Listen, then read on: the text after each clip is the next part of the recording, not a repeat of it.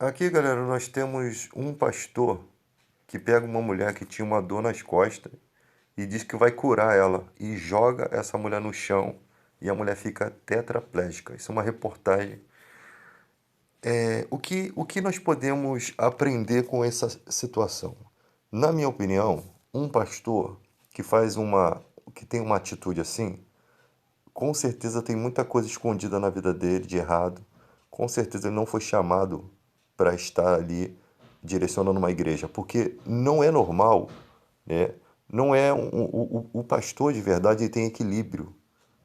A palavra de Deus, ela é pura e eficaz. Ela é pura, ela é primeiramente pura. Então, nenhuma atitude de um pastor vai ser algo assim que as pessoas fiquem aterrorizadas. Um pastor verdadeiro. Quando alguém toma uma atitude que as pessoas que estão lá na igreja, que muitas vezes não são evangélicas, mas estão visitando, observam que aquela ação dele é algo muito estranho, que não condiz com a Bíblia, você logo identifica que aquilo ali é um falso pastor. É muito fácil diferenciar um verdadeiro pastor de um falso pastor, porque há uma só fé e um só Espírito. Tudo que é pregado numa igreja de Cristo é pregado em várias outras da mesma forma. Pode-se ter uma história ilustrada de forma diferente, mas no fim, tudo se encaixa dentro da palavra de Deus e não tem nada de absurdo, não tem nada de novo, sabe? Não tem uma pregação nova, não tem um ministério de fé novo, não é uma só fé e um só Espírito. A própria Bíblia diz: falais todas as mesmas coisas, porque só tem um Espírito conduzindo a igreja. O restante é fogo estranho. E essa falta de entendimento das pessoas, ela se dá, ela se dá por falta de orientação bíblica. As pessoas não seguem as orientações de Paulo. Paulo diz: afaste-se dos impuros da fé. Aquele irmão que diz que é da igreja, mas ele é avarento. E principalmente esses caras que ensinam errado. Quantas vezes Paulo teve que expulsar da igreja mestres, Emineu e Fileto estavam corrompendo a fé, ensinando que a ressurreição já tinha acontecido. Eles foram expulsos. Também foi expulso um homem que estava ali na igreja sendo tolerado por todos. Todos sabiam que ele tinha tido relação sexual com a madrasta dele. E Paulo teve que ir lá para mostrar para a igreja que estavam todos errados e não repreender. E Paulo disse: o homem que fez essa afronta seja entregue a Satanás para a reprovação da carne, para que a alma seja salva no último dia. Ou seja, o cara ficou vivendo ali sem arrependimento e a igreja não tomou providência nenhuma. A igreja tinha que ter virado as costas para ele, jogado ele no vento, para que nenhuma oração da igreja viesse sobre a vida dele, já que ele não se arrependeu e já que ele não sofreu repreensão, ele continuou vivendo como se nada tivesse acontecido. Então, o Paulo fala: se afaste dos impuros da fé, mas quando eu digo os impuros, não digo as pessoas do mundo, senão você vai ter que sair do mundo. A igreja faz diferente. Quando o cara se converte, ela deixa os amigos e começa a viver só aqui com os cristãos e muitas vezes está vivendo com outras pessoas que se dizem cristão, pior do que os seus amigos estão no mundo. E aí, onde eu quero chegar com isso? Essas coisas que vão acontecendo, você pode ver que nessa era digital virou meio modinha falar de igreja, né? Então, eles vão pegando vários vídeos de igrejas que fazem tudo de qualquer maneira, né? E isso vai gerando nas pessoas um ódio, um ódio. Eu já sabia que isso ia acontecer, porque imagina, há um tempo atrás, na igreja, quando uma pessoa. Geralmente eu vi muitas vezes isso acontecer. A pessoa estava grávida, chegava uma pessoa do nada, profetizava que aquela pessoa ia morrer na mesa de cirurgia na hora que fosse ter o filho. Ou profetizava que aquele filho não era do marido daquela pessoa. Então, no momento em que a pessoa está grávida, um momento em que está frágil, né, os hormônios estão atrapalhando ali, ainda vem uma miserável lá do inferno para dar uma mensagem para jogar mais a pessoa para baixo. Essas mensagens não é de Deus, não são de Deus. Deus não vai te dar uma mensagem para te destruir, Ele vai te dar uma mensagem para te fortalecer. Por exemplo, você está doente ali, ninguém sabe do seu problema e você está preocupada com aquela situação do seu filho, e vem uma pessoa que nunca te conheceu, nunca soube do teu problema, e ela vai te dizer: ó, Deus vai te dar força, Deus vai te ajudar, Deus já viu o seu problema e tal. E aquilo é uma coisa tão pessoal, que a pessoa vê que é de Deus e realmente acontece, tá? Realmente Deus providencia tudo. Isso é uma revelação de Deus. Então, saber diferenciar isso da palavra do mal é muito importante. Mas a igreja hoje em dia ela é muito bagunçada porque são vários líderes, né? E você percebe a infantilidade desses líderes quando eles vão fazer um encontro com Jesus. Aí chega lá, tem a faixa do R.R. Soares, tem a cara do Valdomiro, tem a cara do Macedo. Ou seja, a evidência não está no poder de Deus, não está no nome de Jesus, a evidência está neles. Eles querem aparecer. Aí você, tipo assim, irmão Deide, você não pode julgar. Sim, nós podemos julgar os de dentro. Os de fora que nós não podemos julgar, os de fora Deus julgará. A igreja faz o inverso. Julga o homossexual, julga o de fora, julga as pessoas que estão na mente delas na prática errada, mas não julga os de dentro. Você tem que julgar os de dentro, porque os de dentro têm o livro do conhecimento, têm o Espírito Santo. Não é um julgamento para condenação, é um julgamento, corrigir, redarguir, repreender. Isso é a função dos cristãos. Corrigir, redarguir, repreender. Então você vai lá, corrige aquele caminho que está errado e você está fazendo uma coisa boa, né? Como Davi fala, fira-me o justo, e será isso como o azeite que desce sobre a barba de Arão. Fira-me o justo, ou seja, que venha uma pessoa justa e diga qual é o problema que eu tenho, que diga na minha cara para que eu possa melhorar, para que eu possa mudar. Né? E como a Bíblia diz, leais são as feridas feitas pelo que ama. Então, a pessoa que vem e fala algo para você não é para te destruir, não. Ela fala algo para você mais à frente. Repreenda o sábio para que ele se torne mais sábio. E muitas vezes você tem erros que você não percebe e outras pessoas estão vendo e vão te ajudar. O cara que é de Deus, ele vai ser grato por isso. Por isso que Davi fala, fira-me o justo. Ou seja, eu vou ficar feliz se uma pessoa de Deus vier e me repreender no que eu estiver errando. Porque ela vai me trazer o quê? Sabedoria, ela vai me fazer ir à frente. Só que tem gente que fecha a cara quando você vai falar algo que é porque um amigo de verdade, ele se você tá num lugar, aí você tá olhando pro rosto do teu amigo, você tá vendo que tem uma melega aqui no nariz aqui, você não, você vai ter vergonha de falar para ele, ó, limpa aqui, ou você vai deixar ele andar para todo mundo ver a cara dele suja. Um amigo vai dizer, ó, cara, limpa aqui que sujou aqui. Ficou só entre nós dois aqui e não tem que ter vergonha. Poderia acontecer com qualquer um. Mas tem gente que você vai falar alguma coisa, você vai tentar consertar, ele fecha a cara. E você sabe que o cara não tem sabedoria. Por quê? Porque ele não te agradece porque você está fazendo uma coisa boa para a vida dele. Ele não te agradece por isso. Então você sabe que o cara não é sábio. Porque o sábio, ele deseja ser repreendido para que melhore. Ele deseja que o erro dele seja mostrado para que ele se conserte, tá? E essa falta de entendimento faz com que muita gente no mundo pense assim, os cristãos são alienados porque eles não sabem conversar, eles não sabem conversar direito, tudo só fala de Deus, tudo só fala de Jesus, eles não têm um equilíbrio e realmente nós temos que encontrar esse equilíbrio. Você pode, como cristão, entender uma coisa. A palavra dita a seu tempo, ela é como maçã de ouro em cálice de prata, diz a Bíblia. Então nem todo o tempo você vai estar pregando. Você não pode ser esse cara chato, tudo você leva para a Bíblia, porque você tem que ter esse equilíbrio, porque a temperança é um dos dons do Espírito Santo. Você tem que ter esse equilíbrio. Se uma pessoa não aceita o Evangelho, não pregue. Se uma pessoa não gosta que você fale de Jesus, não fale. Não fale. Até eu não falar, a pessoa fala assim, cara, esse cara é evangélico, mas ele me respeita. Ele sabe que eu sou de outra religião, ele me respeita. Porque o dia que a pessoa quiser ouvir algo, ele vai ouvir de você, porque conhece a sua sinceridade, conhece a sua maneira. Você pode chegar aí num momento de situação, fala assim, pô, vou orar por você, ou, pô, Deus diz assim na sua palavra. Você pode dar uma palavra de ajuda, mas é uma coisa assim que você já tem uma amizade com a pessoa, você não está fazendo aquela amizade para converter a pessoa. Porque é assim que as pessoas assimilam.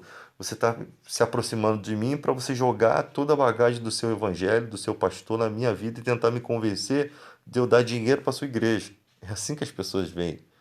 Ela não pode nos ver dessa forma, tá?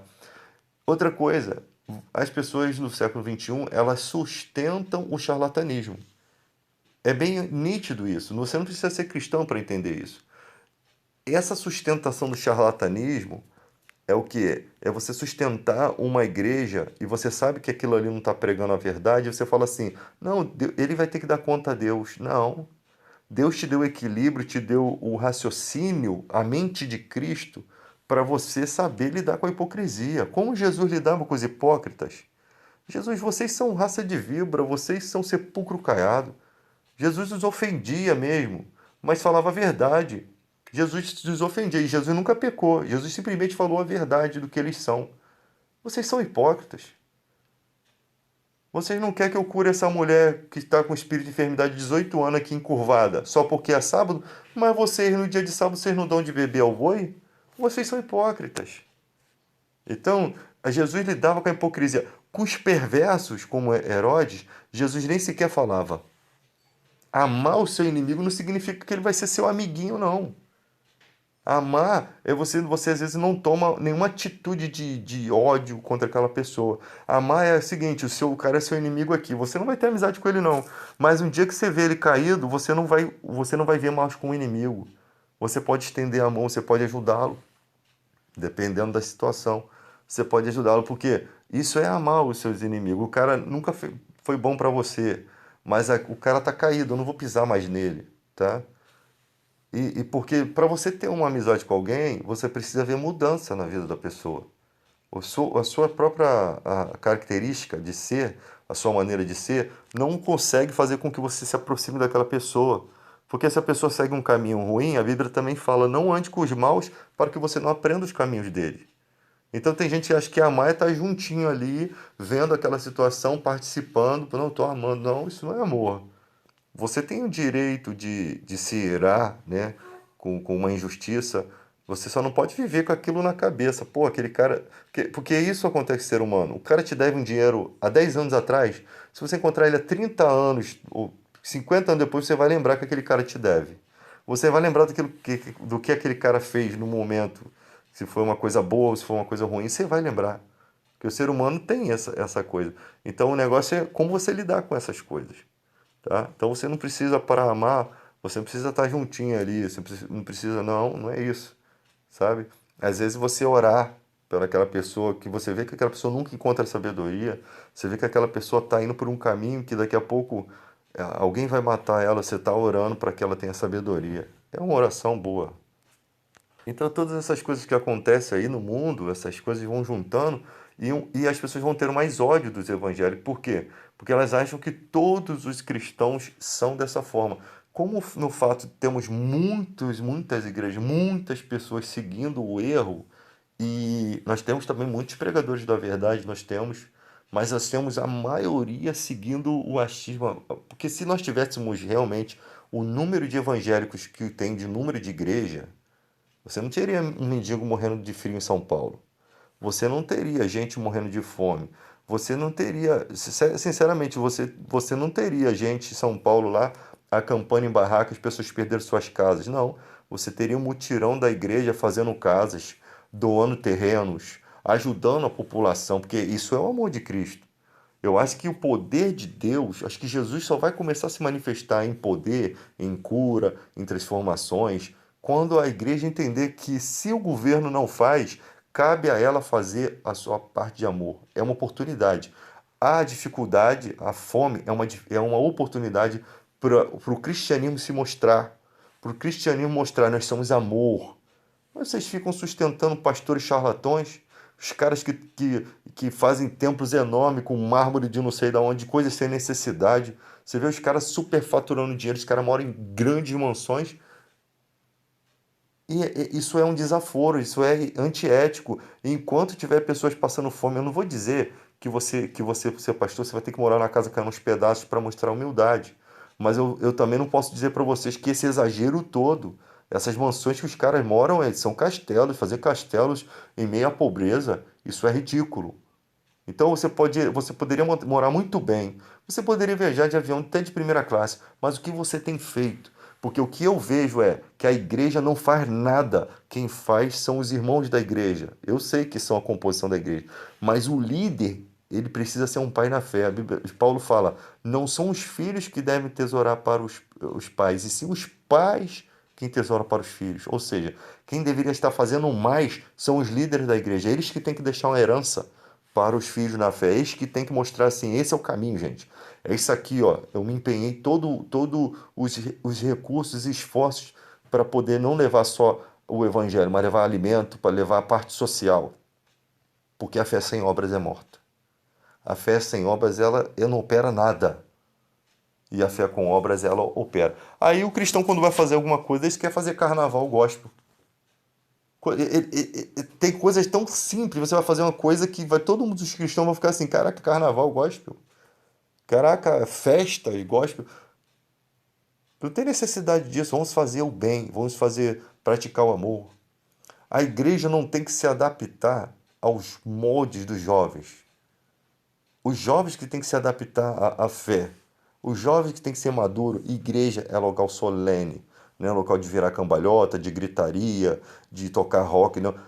Tudo solene. Você pode tocar uma música em estilo rock sendo evangélica, mas de uma forma agradável. Você todo mundo sair gritando. Entende? Nós não somos loucos, nós não somos alucinados. Então, você pode adorar a Deus. Eu tenho certeza, se um local está fazendo certo, a adoração a Deus, eu tenho certeza que o cara passa lá fora. Ele pode não ser cristão, mas ele tem uma admiração. Caramba, o dia que eu pensar em ir a uma igreja, eu vou naquela ali. Porque quando eu passo aqui, eu ouço a verdadeira palavra. Eu ouço aquela palavra que é simples, é pura. Eu não ouço aqui pedição de dinheiro, sabe? Eu não vejo aqui um pastor tirar a cocaína do bolso e falar assim, cheira aqui, porque aquilo ali não é cocaína, porque se for, ele está com porte ilegal de droga. Cheira aqui, eu não quero mais cheirar, eu não, sabe? Eu não estou duvidando do poder de Deus, mas eu estou falando que ainda Deus não está fazendo isso, essa transformação assim, a um nível muito grande. E Jesus está fazendo milagres ali através do seu nome, às vezes de forma oculta. Ninguém vê, só a igreja presencia. Ele não está ainda manifestando isso na televisão. Eu nem sei se Jesus quer manifestar isso na televisão, porque Jesus, quando esteve aqui, fugiu das pessoas porque ele não queria ser conhecido como curandeiro. Ele queria ser conhecido como o Salvador. As pessoas precisam mais da salvação do que da cura. Não que a cura não possa ser uma possibilidade, mas para você atingir cura, você tem que ter uma fé que pode ser pequena, mas ser fé. A fé pequena, ela é fé. A fé, ela não tem, explicando o que Jesus quis dizer, que se tiver a fé como um grão de mostarda, dirá essa montanha, ergue-te e lance no mar. Ele está dizendo que a fé, ela não tem um tamanho, ela é só fé. Se ela fosse comparada com um grão de mostarda, ela ainda assim teria poder. Fé é fé. Não tem como você ter uma fé grande ou pequena, ela é simplesmente fé. Ou você tem ou não tem, é como um interruptor, ligado ou desligado. Você está ali passando fome, necessidade, em qualquer lugar do mundo que você estiver. O lugar que, quando Jesus falou, quando Deus falou assim para Daniel, Daniel, você, desde o primeiro dia que você se humilhar diante de Deus, Deus ouviu a sua oração. Desde o primeiro dia. E Deus foi lá trazer a resposta, mas não está acontecendo, ou seja, não se desespere, não precisa orar com mais eficácia, com mais entusiasmo, né? Ou seja, fazer um jejum extenso ou alguma coisa que viesse agradar a Deus. Não precisa. Simplesmente Deus já ouviu sua oração. O processo da coisa está acontecendo. Mas ele trouxe a resposta para Daniel exatamente para que Daniel simplesmente descansasse.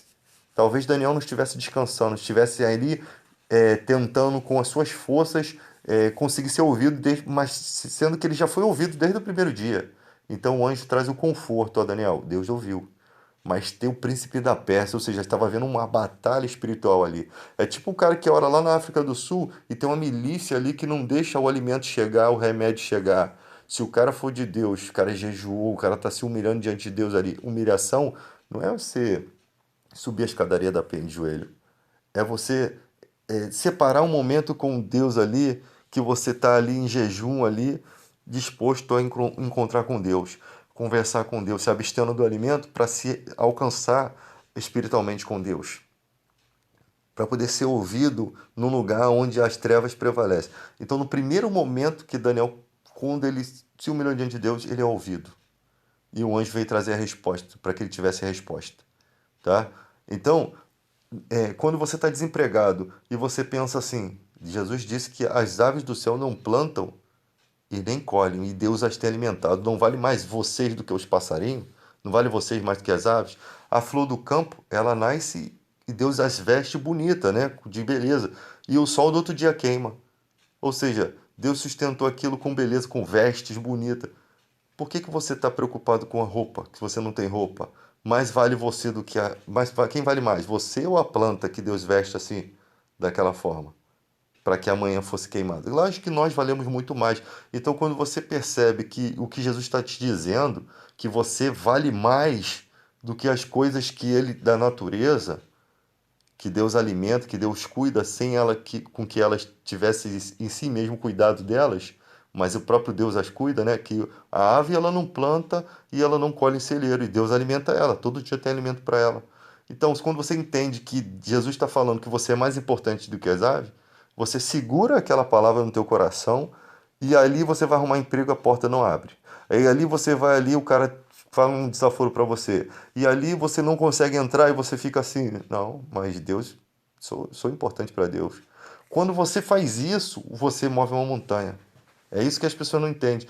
Quando você guarda a fé, porque aquela tempestade que Pedro estava passando, era exatamente ele estava andando sobre as águas, ele tinha que se manter ali. Quando ele começou a afundar, ele tinha que pensar, não, Jesus falou que eu posso andar, ele ia subir de novo. Entende? Ele tinha que se manter. Mas quando ele olhou para as forças do vento, é o que você faz. Você olha para o problema e diz: olha que problemão, você afunda. Se você não acreditar que o Deus é Deus de tudo, quando o Davi fala: eleva os meus olhos para os montes, de onde me virá o socorro? O meu socorro vem do Senhor que fez o céu e a terra. Eu elevo meus olhos para. Eu procuro força em lugares grandes. Onde tem algo grande? Deus. Não tem nada não tem nada maior em poder do que Deus. Então você simplesmente está botando a tua esperança no Todo-Poderoso, aquele que tem tudo o poder. E Jesus falou: se tu podes crer, tudo é possível que crer. Ele não deixou nada de fora. Se você pode crer, tudo é possível. Há possibilidade em tudo. Mas o problema é que você precisa ter, para você ter essa fé, você precisa ter esse contato com Deus. E se você não tem, você precisa estar disposto. Você precisa estar disposto. Como naquela época lá que alguns foram usando o nome de Jesus e viram o que dava certo. Aí os discípulos foram lá e repreender. Jesus estava, através do nome dele, honrando pessoas que não eram discípulos. E Jesus falou: nós vimos uns que expulsavam o demônio, mas não andavam contigo. Não repreendais. Não, nós repreendemos. Não, não faça isso. Aquele que não é contra mim é por mim. Sabe? Então, Jesus, através do nome dele, o cara viu alguém expulsando o demônio, ele viu, pegou aquilo com sinceridade, ou seja, ele, porra, poxa, esse nome eu posso ajudar alguém. E foi lá e tentou e deu certo.